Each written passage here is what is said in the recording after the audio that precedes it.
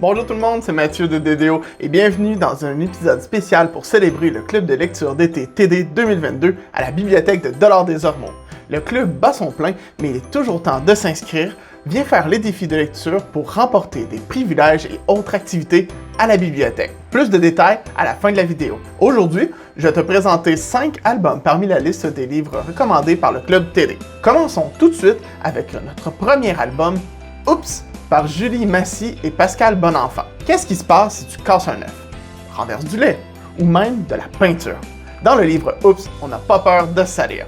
L'album est très original, il s'adresse directement à toi et te demande de faire des actions, puis on tourne la page pour voir la conséquence. Les tout petits peuvent ainsi rapidement comprendre le principe et essayer de prédire quelle sera la conséquence de leur action.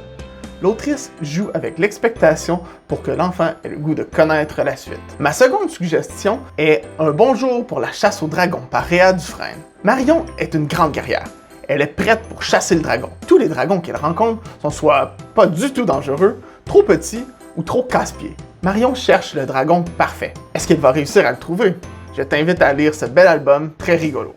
Ma prochaine recommandation est basée sur une histoire vraie. C'est Sergent Billy, la vraie histoire du chevreau devenu soldat par Mireille Messier et Cass Reich. Des soldats canadiens lors de la Première Guerre mondiale ont décidé d'adopter un chevreau en Saskatchewan pour leur porter chance. Ils l'ont nommé Billy et le chevreau les a suivis jusqu'en Europe.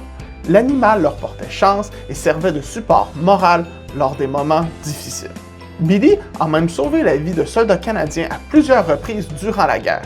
À la toute fin, vous retrouverez même un petit dossier qui explique plus en détail l'histoire de Billy et quelques photos d'époque.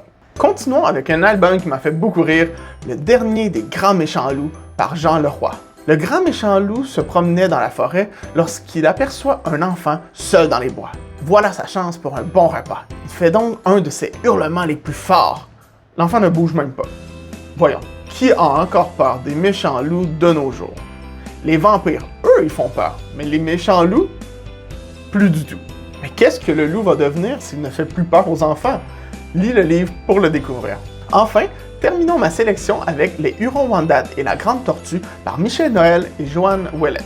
C'est un livre magnifique à propos de la communauté Wendat qui prend place à Wendake.